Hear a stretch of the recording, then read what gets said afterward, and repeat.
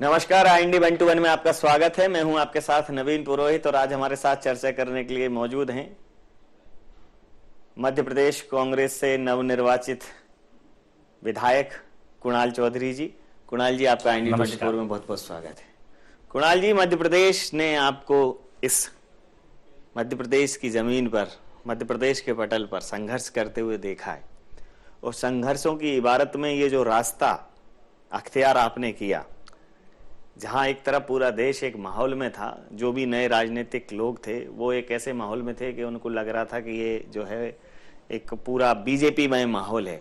वहां आपने राजनीति का केंद्र कांग्रेस को चुना, उसका सबसे पहले मूल कारण मैं वह जानना चाहूंगा। देखिए, एक मूल रूप से मैं किसान परिवार का व्यक्ति हूँ। एक वैचारिक रूप से कहीं मेरा ऐसा पॉलिटिक पर एक योग सहयोग कह लें, किसी व्यक्तिवाद को कह लें या हमारी परिस्थितियों को कह लें, जिस विचार को मैं महात्मा गांधी को बहुत ज़्यादा मानता हूँ। मेरे के जीवन में महात्मा गांधी जी का बहुत असर है और मैं शुरुआत से महात्मा गांधी जी की ओर बड़ी स्व प्रेरणा से लगातार मेरे को कि आज भी उनको प्रासंगिक करता हूँ कि क्यों एक गाल पे चाटा मारो तो दूसरा गाल आगे कर देते थे, और किस प्रेम भाव से, मतलब रघुपति राघव राजा राम, ईश्वर अल्लाह तेरो नाम, जिस राम धुन जिसे हम कहते हैं, उसको क्यों वो गाया करते थे। और उस मूल भाव के प्रति मेरा प्रेम भाव कि राम भाव लाना है तो प्रेम भाव से आएगा, और उस भाव के प्रति जब मेरा इंक्लिनेशन था तो एक सोच जो विचार की लगी कि कट्टरता की सोच है, एक तरफ सोच लगी कि जो महात्मा गांधी के विचारों से प्रेरित है, तो उस विचार के प्रति मैं चला और योग सहयोग से कांग्रेस पार्टी उसी विचार की पार्टी थी, तो उसी विचार में मैं भी सम्मिलित। एक युवा जो सिविल इंजीनियरिंग की डिग्री कर रहा था और सिविल इंजीनियरिंग की पढ़ाई करने के लिए जो एकदम रत था, अचानक ऐसा क्या हुआ, क्या वो वाकया हुआ जिससे लगा कि नहीं, पढ़ाई ठीक है अपनी जगह, लेकिन कहीं ना कहीं समाज में एक योगदान देने के लिए राजनीति महत्वपूर्ण हो सकती है? कि मैं हमेशा शुरुआत से अधिकारों की लड़ाई लड़ा करता था। एक हमारे यहाँ पे एक बड़ा ग्रीन कार्ड का मुद्दा हुआ करता था कि जो ग्रीन कार्ड चला करते थे, जिसमें ग्रीन कार्ड होल्डर्स को फीस माफ हुआ करती थी, उसे सरकार ने बंद कर दिया था 2003 के बाद। तो उस लड़ाई को लड़ते लड़ते लड़ते 5-6 तक आते आते जब लोगों के 50 लाख 1 करोड़ वापस करवाए, जब नौजवानों के, मतलब उस ग्रीन कार्ड की लड़ाई लड़ते, और वही योग सहयोग से टर्निंग पॉइंट मुझे लगता है कि एक लड़ाई लड़ते हुए कि एक अपने अधिकारों की बात करो, लड़ो तो जनता साथ में आती है और फिर कहीं ना कहीं सरकारें भी झुकती है, और एक योग सहयोग से मैं उस पॉलिटिकल सिनारियों में पढ़ते पढ़ते अपने अधिकारों की बात करते हुए, लोगों के अधिकारों की लड़ाई लड़ते हुए धीरे धीरे जब पहुंचा, तो ये राजनीतिक स्थितियों में फिर कॉलेज के बाद मेरी शुरुआत पार्टी पॉलिटिक्स में हो गई। मैं मध्य प्रदेश यूथ कांग्रेस का प्रवक्ता, मुझे माननीय विधायक जीतू पटवारी जी ने बताया जब वो उस समय यूथ कांग्रेस के अध्यक्ष थे। फिर एक लोकतांत्रिक प्रक्रिया इस यूथ कांग्रेस में शुरू हुई, जिसमें मैं चुनाव लड़ा और महासचिव बना, फिर वापस लोकतांत्रिक हुई, फिर उसके बाद अध्यक्ष बना और लगातार मध्य प्रदेश में संघर्ष करता रहा और उसी का नतीजा आज सदन के अंदर पहुंचा हूँ। जी, निश्चित रूप से वो सारा संघर्ष इस मध्य प्रदेश के पटल पर जीवन थे और आपने बहुत अच्छे से उसको रेखांकित भी किया है। आप शुरू से पूरा देश, जब देश का मानस इस प्रकार का तैयार करने की कोशिश की जा रही थी कि देश में जो बड़ी पार्टी है कांग्रेस, उसका जो संचालन है, उसका जो नेतृत्व है, उसकी जो बागडोर है, वो एक अपरिपक्व हाथों में है और राहुल गांधी जी को पप्पू कह के निरूपित किया गया। लेकिन जब भी आपने धरने प्रदर्शन किए, आपसे जब भी मीडिया ने बात की, जब भी आपसे कोई साक्षात्कार हुए, आपने राहुल जी को ऑन द रिकॉर्ड और ऑफ द रिकॉर्ड आपने कहा कि राहुल जी को अभी ये देश समझ नहीं रहा है, ये देश जिस दिन समझेगा उस दिन समझ में आएगा कि राहुल और हिंदुस्तान एक दूसरे के पर्याय हैं। तो आपको क्या लगता है कि इस शुरुआत को ये समझ मान लें कि अब देश समझ रहा है? देखिए, राहुल जी के बारे में आप एक मीडिया के मामले से परसेप्शन बना लेना, कोई व्यक्ति कुछ कह दे कि मैं आपके बारे में, कोई कुछ कह दे और मैं आपके बारे में परसेप्शन बना लूं, इस परसेप्शन की राजनीति से दूर हटके जिस दिन मैं राहुल जी से मिलता हूं, मैं एक किसान परिवार का बेटा हूं, पर जो बात राहुल जी ने इस देश के लिए, किसानों के लिए कही कि इस हिंदुस्तान का मूल भाव किसानों का है, जब तक किसान मजदूर के पास पैसा नहीं आएगा, हिंदुस्तान का ना तो मार्केट चलेगा ना व्यवस्थाएं चलेगी, और हिंदुस्तान को अगर चलाना है तो यहाँ पे कृषि आधारित चीजों को, मैं किसान परिवार का लड़का उस बात को नहीं समझता था जब राहुल जी ने उस बात को, मैं जब भी मिलता हूँ कभी भी मुझे गुस्सा घृणा का भाव कभी राहुल गांधी में नहीं दिखता कि राहुल गांधी जी ये भी बात नहीं करते कि मैं वो कह दें वो सही है, उनकी एक लोकतांत्रिक सोच है। वो ये कहते हैं कि मैं सही हूं इसका मतलब कि आप गलत हो। और लोकतांत्रिक प्रक्रिया से जब आप बात करो, एक भाव को देखें। कभी भी आपने राहुल जी को कभी गुस्सा होते हुए देखा हो, कभी घृणा के भाव से देखा हो? एक मुस्कुराता चेहरा, एक सौम्य चेहरा। जिस परिवार ने इस देश के लिए, कई लोग आरोप प्रत्यारोप की ये राजनीति होती रहती, पर जो व्यक्ति अपने उस परिवार को, जिसके खून में आजादी की लड़ाई से लेकर हिंदुस्तान की तरक्की तक, और जब आप जाके मिलते हैं तो कोई भी ना तो घमंड नाम की चीज है, ना कोई घृणा नाम की चीज है। और लगातार कभी हम लोग भी कहीं आवेश में आके कोई व्यक्ति कह दे कि हम बीजेपी की विचारधारा को खत्म कर देंगे, तो उनका कहना है कि इस देश में हर तरह के विचारों की जरूरत है। ये देश है क्या? ये तमिल, तेलुगु, मलयालम, हिंदू, मुस्लिम, सिख, ईसाई और अलग अलग जाति, संप्रदाय, धर्म और इन चीजों से मिला हुआ एक गुलिस्ता है। इस गुलिस्ता की जो व्याख्या राहुल गांधी करते हैं, और जब उनसे आप मिलोगे और जिस प्रकार से उनसे जब लंबी चर्चा होगी, तो इस देश का मूल भाव गांधी जी के भाव के ऊपर है। इस देश में पहले भी कई बार हुआ कि नेहरू जी के ऊपर, कि जिन्होंने इस देश की आजादी के लिए 15 साल जवानी के जेल में काटे, आप उनके ऊपर आरोप, फिर उनके बाद इंदिरा जी के, जिन्हें इस देश के लिए अपनी जानें कुर्बान करी। मतलब ये शहजादे कहे जाते हैं, पर शहजादे के परिवार के नहीं, शहीदों के परिवार के राहुल गांधी है। और उसके बाद भी सौम्यता, जो सभ्यता और जो वैचारिक चिंतक के रूप में मुझे इस हिंदुस्तान के मूल भाव की जो लड़ाई लड़ते हैं, कि एक तरफ चंद उद्योगपतियों के लिए देश चलाने की कोशिश करी जा रही, वहीं हिंदुस्तान के 99% लोगों के लिए अगर कोई नेतृत्व लड़ रहा है तो राहुल गांधी जी। हाँ, राहुल गांधी जी के खिलाफ साजिशें बड़ी होती है कि कई उद्योगपति चाहते हैं कि राहुल गांधी की इमेज को डेंट कर दिया जाए, कि राहुल गांधी जिस दिन देश पे आ गया तो खुल के बात करेगा कि राफेल घोटाला होता है 1,30,000 करोड़ का, तो हिंदुस्तान में कोई दूसरा नेता बात नहीं करता, राहुल गांधी जरूर बात करता। जब किसान समस्या में आता है, मंदसौर मरते, तो हमारे मुख्यमंत्री जो थे उस समय के, वो भोपाल से मंदसौर नहीं पहुंच पाते, पर राहुल गांधी पहली फुर्सत पे पहुंचते हैं। चाहे भट्टा परसोल की बात करो, चाहे आंध्रा, हर तरफ जब भी कोई अत्याचार और अधिकार की बात हुई, वहां पे राहुल गांधी पहुंचते हैं। और जब भी ढोल ताशे और तमाशे की बात होगी, तो कभी नरेंद्र मोदी वहां पहुंचेंगे, कहीं भी एक जुलूस निकालना। मैं अगर संक्षेप में ये पूछूं, जो मेरा मूल प्रश्न का भाव ये था कि मध्य प्रदेश, राजस्थान और छत्तीसगढ़ में मिली इस जीत को क्या मैं ये मानने लगूं, क्योंकि हर जगह एक उप संस्कृति है। पंजाब की एक अपनी उप संस्कृति है, बंगाल की अपनी एक उप संस्कृति है, तमिल क्षेत्र की अपनी एक उप संस्कृति है, दक्षिण भारत की अपनी एक उप संस्कृति है, लेकिन ये जो मध्य क्षेत्र है इसकी अपनी कोई उप संस्कृति नहीं। ये बिल्कुल भारत का दिल है।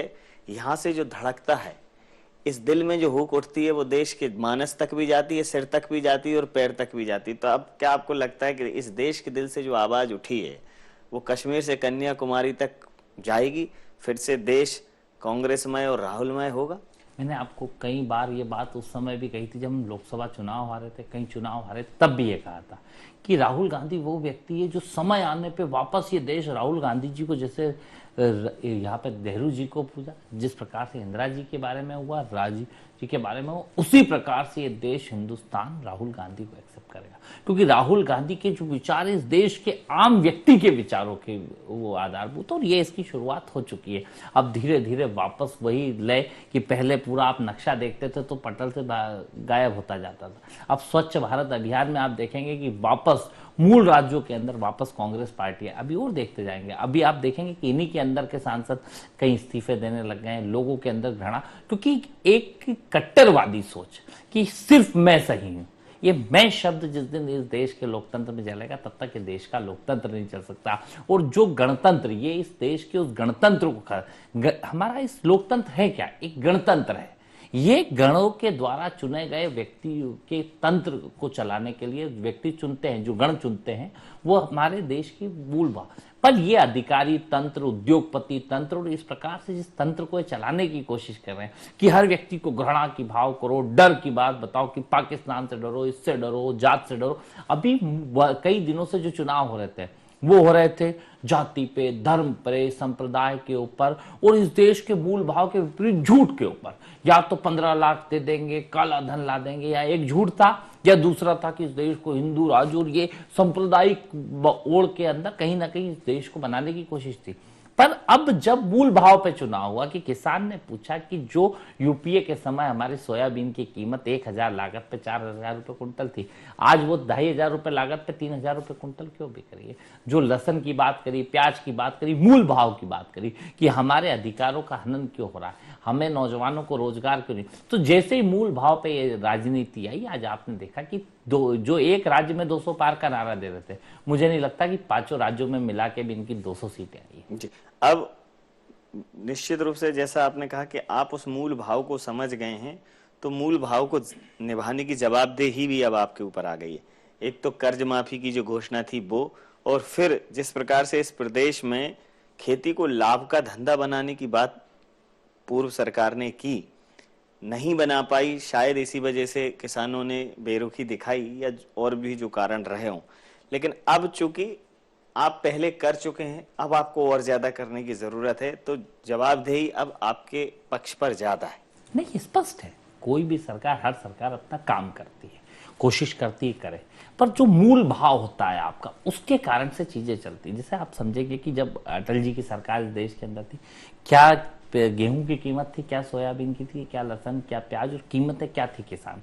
वही मनमोहन सिंह जी ने उनके 10 साल के पीरियड में जो कीमतें बढ़ाई थी, उसका फायदा मध्य प्रदेश की सरकार को भी मिला कि यहाँ पे ये निरूपित करने में सफल हो रहे थे कि ये काम हम कर रहे हैं, कि जो सोयाबीन 500 से 1,500 मनमोहन सिंह जी ने पहुंचाया तो हम कर रहे हैं। जो सोयाबीन की कीमतें 5,000 पहुंचाई, गेहूं की 1,500 पहुंचाई, लहसन की, प्याज की, तो बोले हम कर रहे हैं। क्रेडिट लेने में बहुत तेज आगे ये सरकार मध्य प्रदेश की थी। और आज जैसे ही देश के ऊपर से मनमोहन सिंह जी की सरकार हटी, तो आज जैसे ही मोदी जी आए, तो ना तो ये चिल्ला पा रहे हैं, ना बोल पा रहे हैं, और इस देश के, प्रदेश के मूल भाव के साथ धोखा करने का काम करा। तो उसका नतीजा आप देखेंगे, वही सोयाबीन 2,500 रुपए कुंटल पे आ गई, 3,000 रुपए कुंटल पे आ गई। तो ये बातें जो हमारा मूल भाव है कि ये कर्जा क्यों माफ कर रहे हैं, कर्जा माफ करना सिर्फ सॉल्यूशन नहीं है, कर्जा एक अंतरिम राहत है कि शुरुआती एक राहत, क्योंकि किसान लगातार आत्महत्या कर रहा है, उसकी लागतें डबल होती जा रही है, कीमतें आधी होती जा रही है। तो आज जो कर्जा चढ़ा है, कीमतें कम होने के कारण चढ़ा, तो एक अंतरिम राहत के रूप में पहले तो किसानों का कर्जा माफ करा जाएगा, फिर उनकी फसलों के दाम बढ़ाते हुए और उनकी वहां पे फूड प्रोसेसिंग यूनिट्स के साथ, और किसानों को कैसे लाभ का, उसको लाभकारी मूल्य मिले। अगर जिस दिन किसान को मूल्य मिलने लग गया, क्योंकि हमने मंदसौर में एक सभा रखी थी, राहुल जी जिसमें आए थे, कई लोगों का मन था कि वो श्रद्धांजलि सभा नहीं थी, एक किसान समृद्धि संकल्प की शुरुआत थी कि कैसे किसान को समृद्धशाली बनाया जाए, उसकी मूल समस्या को समझा जाए। ये पहले मूल समस्या, बस भाषण में कहना हमने कृषि उत्पादन में इतना करा, हमने जो लेकिन जो अभी राष्ट्रीय अध्यक्ष का बयान आया है भारतीय जनता पार्टी के, उन्होंने ये कहा कि जनता को बहला फुसला लिया है और जनता कहीं ना कहीं उनके झूठे वादों में आ गई है, और अब जब इनकी पोल खुलेगी तो उसे समझ में आएगा कि वो किसको उसने चुना है। आप समझेंगे कि हमारी सरकार का शपथ होगा 17 तारीख के दिन। इसके 10 दिन के अगर अंदर कर्जा माफ नहीं होता तो लोगों के पास मौका है लोकसभा चुनाव में हमें हरा दें। ये लोकतंत्र है, हमारे वादा, हमने वचन दिया है कि 10 दिन में 2 लाख रुपए तक का कर्जा माफ होगा, और नहीं करते हैं तो लोकसभा के अंदर मौका है। हम कभी झूठी और ये बातें बेबाक तरीके से, मैं सड़क पे आपने संघर्ष करते हैं, और सही में अगर नहीं हुआ तो 11वें दिन इस बात के लिए भी खड़ा रहने वाला सड़क पे सबसे पहला आदमी कुणाल चौधरी आपको मिलेगा। चाहे मेरा मूल भाव है, मूल स्वभाव है कि अगर कहीं इस तरह की स्थिति, तो 11वें दिन खड़ा होने वाला आपके साथ अगर कहीं चैनल पर खड़ा होगा तो कुणाल चौधरी खड़ा रहेगा कि कर्जा माफ किसानों का क्यों नहीं हो रहा। ये आप मूल भाव को समझिए, कांग्रेस पार्टी मूल रूप से कर्जा माफ करेगी, उनकी अंतरिम राहत 100% देगी। इस बार जो लगातार जैसे सामने आता था कि पहले तो छत्रपों में टिकट वितरण पर जद्दोजहद होती थी, फिर उसके बाद जीत के आ जाएं तो फिर पदों पर जद्दोजहद होती थी, और इस बार जब आप जीत गए तो बहुत सहजता के साथ, यहाँ तक कि तीनों प्रदेशों में सबसे पहले मुख्यमंत्री कहाँ बनेगा मध्य प्रदेश में निर्णय हुआ, और अब कमलनाथ जी जिनकी अपनी एक राजनीतिक यात्रा है, जिनका अपना एक ऑरा है, वो मध्य प्रदेश में वरिष्ठ हैं, मध्य प्रदेश में उनको मुख्यमंत्री घोषित किया गया है। उन्हें छिंदवाड़ा में उन्होंने अपना एक मॉडल विकसित किया है विकास का। तो देखने में बड़ा एक संयोग आया था जब परिवर्तन हुए थे चुनाव के पहले कि भारतीय जनता पार्टी भी अपना अध्यक्ष महाकौशल से लाई थी, आप भी अपना अध्यक्ष महाकौशल से लाए थे। भारतीय जनता पार्टी के चुनाव अभियान समिति के अध्यक्ष भी ग्वालियर चंबल से थे, आपके भी चुनाव अभियान समिति के अध्यक्ष ग्वालियर चंबल से थे। आपने भी जिनको विदा किया वो निमाड़ मालवा अंचल से ताल्लुक रखते थे, भारतीय जनता पार्टी ने भी जिनको विदा किया वो निमाड़ मालवा अंचल से ताल्लुक रखते थे। लेकिन इन तीनों संयोगों में ज्योतिरादित्य सिंधिया जी ने एक बहुत बड़ा हृदय दिखाया। अरुण यादव जी ने पार्टी हाईकमान की बात मानकर शिवराज सिंह जी के समक्ष चुनाव लड़ा, हारा और जीत की खुशी में शरीक हुए। और महाकौशल से जो कहा जाता था कि वो क्षेत्रीय नेता हैं, 9 महीनों में उन्होंने इस प्रदेश में सरकार को जन्म दे दिया। तो पहली बार देखा कि कहीं कोई द्वंद्व नहीं है, कहीं कोई द्वेष नहीं है, हल्की फुल्की तनातनी होती है, लेकिन उसका कोई लाभ तीसरा उठा ले ऐसा नहीं देखा। इसके पीछे क्या कारण? देखिए, माननीय राहुल गांधी जी ने बहुत सोच समझ के एक टीम भेजी। इस हिंदुस्तान के सबसे अनुभवी नेताओं में से एक कमलनाथ जी आते, जिनके पास अनुभव है, जिनने छिंदवाड़ा को विकसित करके बताया कि मध्य प्रदेश का अगर सेंसेक्स देख ले कि सबसे विकसित शहर कौन सा है, जो बहुत तेजी से विकास हुआ है, जिसके अंदर रोडों के ऊपर काम हुआ, इंफ्रास्ट्रक्चर के ऊपर काम हुआ, रोजगार के ऊपर काम हुआ, कॉल सेंटर्स के ऊपर काम हुआ, अलग अलग तरीके के जो काम हुआ डेवलपमेंट के जिस मॉडल पे, तो उन्हें करके दिखाया। तो हिंदुस्तान के सबसे अनुभवी नेता कमलनाथ जी, युवाओं के नेताओं के अंदर ज्योतिरादित्य सिंधिया, जीतू पटवारी जी, और एक जो टीम वर्क के साथ दिया कि वरिष्ठों का अनुभव और नौजवानों की ऊर्जा का जो उपयोग करा, तो उसी का नतीजा रहा कि आपको पूरे प्रदेश के अंदर लोग छत्रों में बटे ये सगुफे, जिस बात के सगुफे करने की कोशिश अभी भी करी कि इस तरह के छत्रफ हैं, इस तरह के सगुफे हैं, ये गलत हो जाएगा, वो गलत हो जाएगा।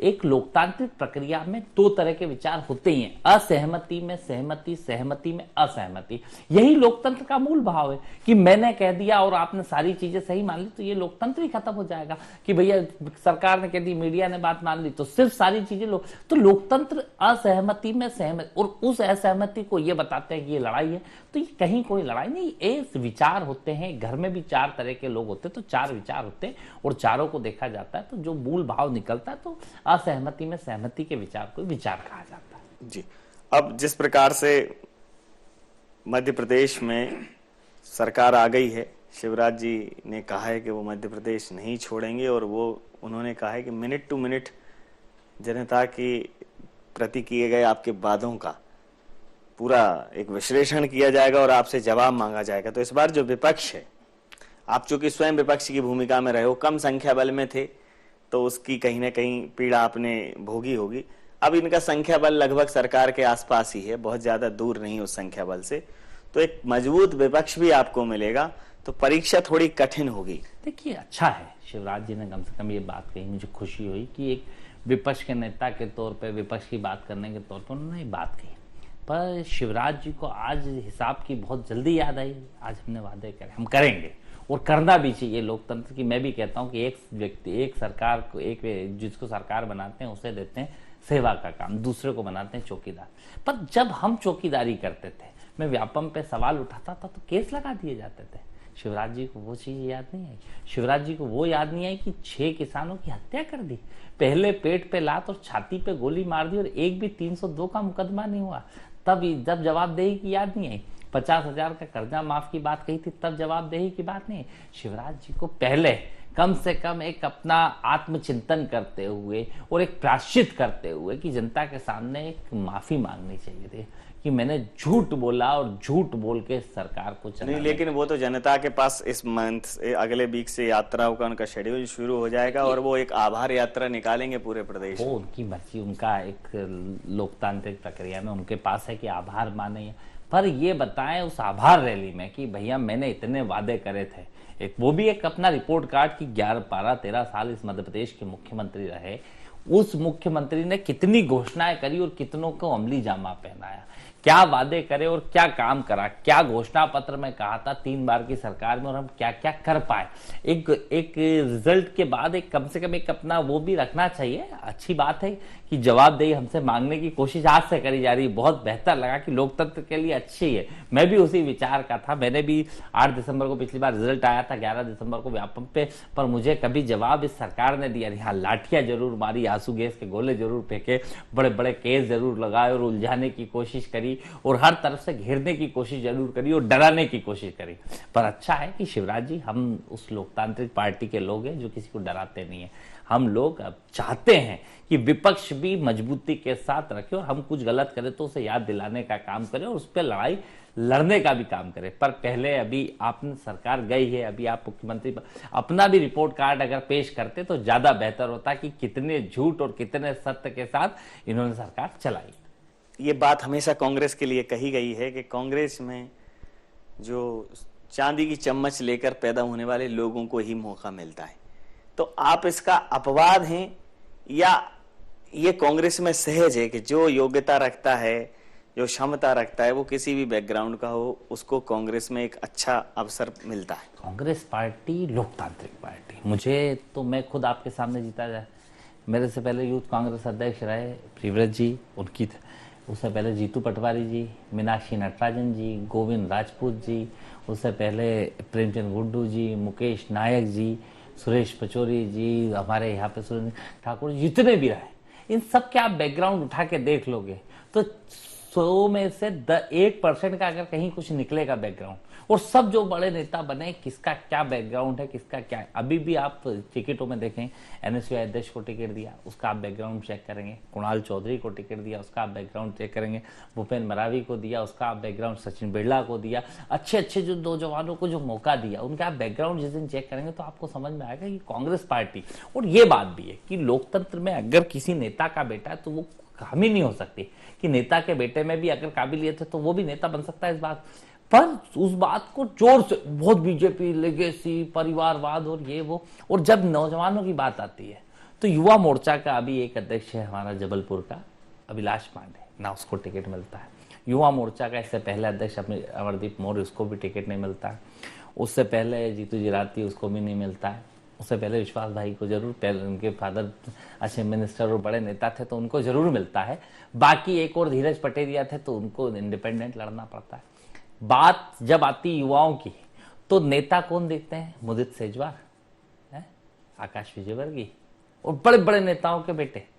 क्या अच्छा है, काबिलियत और आना भी चाहिए, काबिल लड़के उनको भी आना चाहिए। पर क्या संगठन के जो लोग दिन रात झंडे उठाने का काम करते हैं, मैं उनको भी मिला करता तो कहा करता था, एक तो इनकी पार्टी में जब व्यापम का घोटाला हुआ, नौजवानों को साथ में खड़ा नहीं होना। क्या व्यापम घोटाला हो रहा था नौजवानों के, चाहे दल की बात है, मैंने आपसे क्या कहा, किसान की बात होगी और मैं नहीं खड़ा हूंगा, ऐसी कोई बात नहीं होगी। 10 दिन में कर्जा माफ नहीं हुआ, 11वें दिन में खड़ा रहूंगा।